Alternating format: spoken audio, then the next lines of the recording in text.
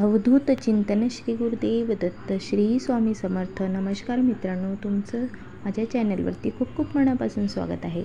स्वामी चरित्र सारामृताचे पारायण कसे करावे त्याची संपूर्ण माहिती आज तुम्हाला सांगणार आहे। तर स्वामी चरित्र सारामृत हे श्री स्वामी समर्थ यांच्या जीवनावर आधारित आहे। हा ग्रंथ याच्या पारायणाने भक्तांचा आंतरिक शांती आणि आध्यात्मिक उन्नती मिळते।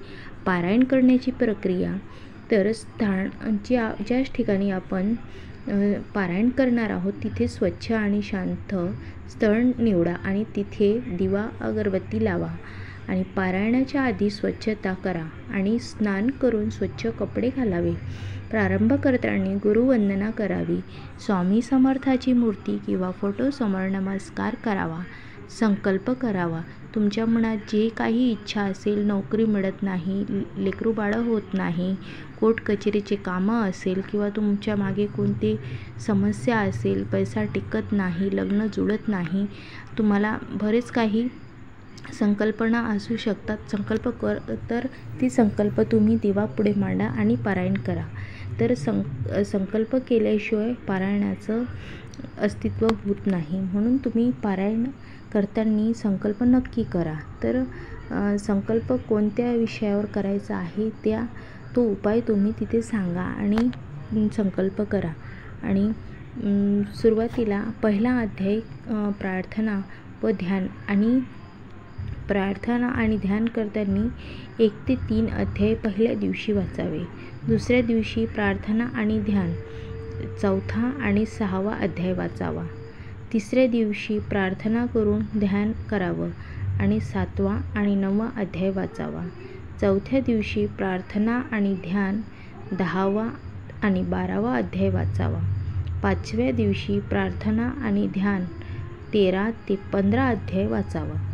6व्या दिवशी प्रार्थना करून ध्यान करावं, 16वा आणि 18वा अध्याय वाचावा। 7व्या दिवशी प्रार्थना आणि ध्यान 19वा आणि 21वा अध्याय वाचावा। पारायण पूर्ण केल्याबद्दल महाराजांना धन्यवाद करावा आणि आपली मनोकामना व्यक्त करावी। प्रसादाच्या वेळी फळे, मिठाई किंवा कुठल्याही प्रकारचे प्रसाद स्वामी समर्थाच्या चरणी अर्पण करावा व स्वामीचा अभिषेक नक्की करावा। स्वामीच्या मूर्तीला अभिषेक करताना आरती किंवा भक्तिभावाने प्रसाद वितरण करावा। आणि विशेष दररोजच्या पारायणात साधारणतः एकाच वेळी पारायण करावं आणि पारायण काळात सात्विक आहार विचार ठेवावेत। दररोज आणि संध्याकाळी दीप प्रज्वलित करावा। आपल्या तुळशीजवळ रोज संध्याकाळी दीप प्रज्वलित नक्की करावे। श्री स्वामी समर्थाचे नामस्मरण आणि त्यांच्या उपदेशाचे पालन हे अत्यंत महत्त्वाचे असतात।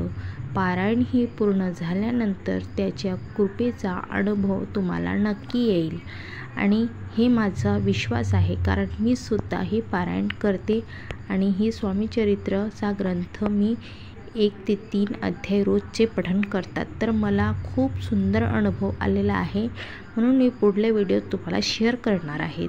तर अशा प्रकारे श्री स्वामी चरित्र सारामृताचे पारायण पारंपरिक पद्धतीने व भक्तिभावाने, श्रद्धेने आणि नियमाने पालन करा आणि केले पण जातात। तर तुम्ही पण हे पालन नक्की करा। तुमच्या जीवनात खूप सुंदर अनुभव येईल हा माझा विश्वास आहे। श्री स्वामी समर्थ। तर मित्रांनो, तुम्हाला ही व्हिडिओ आवडला असेल तर लाईक, शेअर, सबस्क्राईब नक्की करा। नमस्कार। श्री स्वामी समर्थ।